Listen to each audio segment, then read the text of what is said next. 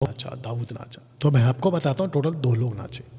एक है दाऊद नाचा और एक है मरियम नाची इस वचन के हिसाब से। और दोनों का नाचने का मकसद और नाचने की वजह, आजकल के नाचने की वजह से रद्दी भी मैच नहीं है, छोटा भी मैच नहीं होता।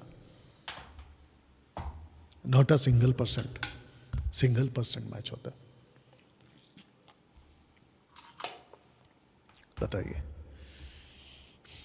अब बात करते हैं कि दाऊद की तरह नाचूंगा। दाऊद नाचा आर्क के सामने, आर्क ऑफ कवनेंट जो मूसा ने बनाया था टैबरनेकल। आप कहते हो ना कि मैं दाऊद की तरह नाचूंगा, तो आर्क ऑफ कवनेंट कहाँ है फिर? जाके उसके सामने नाचो। वो तो नहीं है आज। दूसरा, दाऊद नाचा अकेला, कभी ग्रुप में नहीं नाचा, या कभी ग्रुप में नहीं नाचा, अकेला नाचा। तीसरा, दाऊद नाचा मात्र एक बार, वापस कभी नहीं नाचा। उसकी नाचने की वजह थी आर्क ऑफ कवनेंट, और वो जब ला रहा था ना तब नाच रहा था, और जब वो स्टैब्लिश हो गया, रख दिया गया, उसके बाद में दाऊद कभी नहीं नाचा। दूसरा, पूरे बाइबल में कहीं नहीं लिखा है कि दाऊद की तरह नाचो, नेवर, कभी नहीं लिखा है, कभी नहीं लिखा है। अब मैं आपको बताता, इसको पढ़ो बेटा पहले। यहोवा की यह वाणी है, देखो जो भविष्यवक्ता मेरे वचन औरों से चुरा चुरा कर बोलते हैं, मैं उनके विरुद्ध हूं। अब बताओ कि वर्शिपर्स किसका वचन चुरा के बोलते हैं? दाऊद का। तो जो ऐसे कोई स्टेटमेंट जो किसी और का है उसको चुरा चुरा कर बोलते हैं, परमेश्वर खुद कहता है मैं उसके विरोध में हूं। या मैं आपको एक लाइन बता दूं, ये वर्शिपर्स है ना, आपको ले डूबेंगे एक दिन।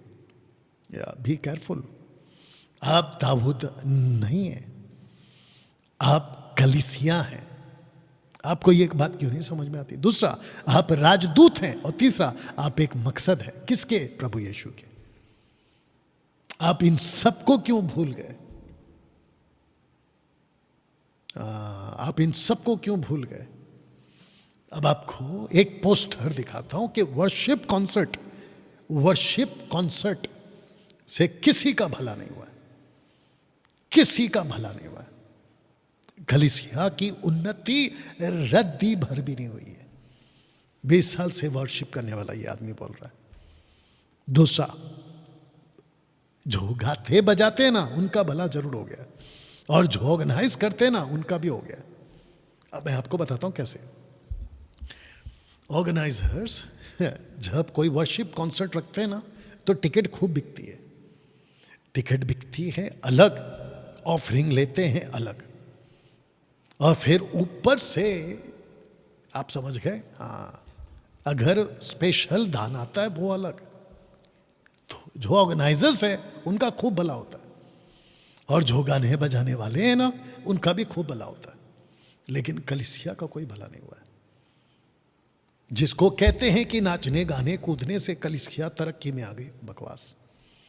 20 साल से ये तमाशा देख रहा हूं, आज भी देख रहा हूं। 20 साल तब के, 5 साल आपके, 25 साल से किसी का भला नहीं हुआ है। इस बात को समझिएगा, ठीक है ना? अब प्रश्न उठता है क्या है सही आराधना बाइबल अनुसार? आइए पढ़ते हैं। यस बेटा। परंतु मैं उसी की ओर दृष्टि करूंगा जो दीन और खेदित मन का हो और मेरा वचन सुनकर थरथराता हो। वापस पढ़िए। परंतु मैं उसी की ओर दृष्टि करूंगा जो दीन और खेदित मन का हो और मेरा वचन सुनकर थरथराता हो। अब आप बताइए कि जो नीचे का लाइन है, वचन को सुन के थरथराता हो, और मैं उसी की ओर दृष्टि करूंगा जिसका जीवन भक्ति वाला है। भक्ति वाला है, इसको पढ़िए। बादल के कारण, और बादल के कारण याजक लोग सेवा टहल करने को खड़े ना रह सके, क्योंकि यहोवा का तेज परमेश्वर के भवन में भर गया था। आराम से पढ़ बेटा, वापस पढ़। और बादल के कारण याजक लोग सेवा टहल करने को खड़े ना रह सके, क्योंकि यहोवा का तेज परमेश्वर के भवन में भर गया था। अब मैं आपको बताता हूं कि खड़े ना रह सके, ये पेंटिकोस्टल वाले बोलेंगे कि वो नीचे गिर गए। गलत बात। नीचे नहीं गिरे, वो वहां से भाग गए। जो प्रेजेंस था ना परमेश्वर का, वो इतना ज्यादा था कि वो लोग खड़े नहीं रह सके, मतलब बात चले गए, वो लोग ले नहीं पाए। जानते हो मूसा क्या कहता है इब्रानियों 12 अध्याय में वचन 28 में? अगर मैं गलत नहीं हूं। कहता मैं कांपता था जब प्रभु आते थे, मैं कांपता था, बोलता है। बताइए, ऐसा प्रेजेंस वाला परमेश्वर जिसको तुम नाचते कूदते, कपड़े का ठिकाना नहीं, कौन कैसा गिर रहा है, कौन कैसा नाच रहा है, और ऊपर से पूरी की पूरी मस्ती। अब बताओ कि जो परमेश्वर के सामने खड़े नहीं रह सके और थर थराते हैं, उसके सामने तुम ये सब कर रहे हो, ये नहीं है आराधना। बाइबल की आराधना अलग है और बाहरी आराधना अलग है। बाइबल की आराधना को समझते हैं। और एक वचन को, यस बेटा, इसको पढ़िए। जब मैंने उससे देखा तो उसके पैरों पर मुर्दा सा गिर पड़ा, और उसने मुझ पर अपना दाहिना हाथ रखकर यह कहा कि मत डर, मैं प्रथम और अंतिम और जीवता हूँ। लास्ट का वापस पढ़ ले। मैं प्रथम और अंतिम और जीवता हूँ। मत डर, मैं प्रथम और अंतिम और जीविता हूं। ऐसा मतलब क्यों कहा? क्योंकि लिखा है कि मैंने जब उसको देखा तो मैं मुर्दा सा गिर पड़ा। इसका मतलब क्या है? परमेश्वर को देखकर आज जो नाचना कूदना चल रहा है, यूहन्ना कहता है मेरी तो ताकत नहीं थी उसको देखने के बाद में। यह है सच्ची आराधना। अभी इसको पढ़िए। डरते हुए यहोवा की उपासना करो और कांपते हुए मगन हो। वापस पढ़िए। डरते हुए यहोवा की उपासना करो और कांपते हुए मगन हो। तो डरते और कांपते वाला कॉन्सेप्ट आज कहाँ है? ये बाइबल वाली आराधना है। मैं इसके पक्ष में हूं, मैं इसकी ही बात कर रहा हूं। और एक पढ़वाते हैं, मसीह के वचन को अपने हृदय में अधिकाई से बसने दो और सिद्ध ज्ञान सहित एक दूसरे को सिखाओ और चिताओ। अब जरा आराम से जाओ, नीचे वाला लाइन। अपने अपने मन में, और अपने अपने मन में अनुग्रह के साथ परमेश्वर के लिए भजन और स्तुति गान और आत्मिक गीत गाओ। ओके, तो लिखा है कि अपने अपने मन में। इसको कहते हैं बाइबल की आराधना, इसको कहते हैं सच्ची आराधना, इसको कहते हैं कि आप इंडिविजुअल वर्शिप पर हैं। आपको यह समझना होगा, इंडिविजुअल वर्शिप कॉन्सेप्ट, पब्लिक नहीं, सार्वजनिक नहीं। ये जो आजकल चल रहा है ना, मैं उसके खिलाफ हूं और रहूंगा आगे भी। यही वजह है कि मैंने वर्शिप कॉन्सेप्ट बंद कर दिया 2014 में। या अपने अपने मन में, कितना साफ सर्कल किया देखो। और एक पढ़ते हैं, यस बेटा। और इफिसियों 5:19 में लिखा है कि आपस में, और स्तुति गान और आपस में भजन और ठीक से स्तुति पढ़ो, गान ठीक से पढ़ो। और आपस में भजन और स्तुति गान और आत्मिक गीत। कौन सा गीत? आत्मिक गीत। आजकल क्या चल रहा है मैं आपको बताता हूं। कुछ ऐसे गाने, आगे जाके शायद मैं उसको रख भी दूं वीडियो क्लिप। कुछ गाने आजकल ऐसे बनते हैं जिसकी म्यूजिक बॉलीवुड से मैच होती है। फिल्मी धुन, लीला शीला मुन्नी बदनाम टाइप के म्यूजिक से। अब बताइए, आत्मिक गीत कहां है आज?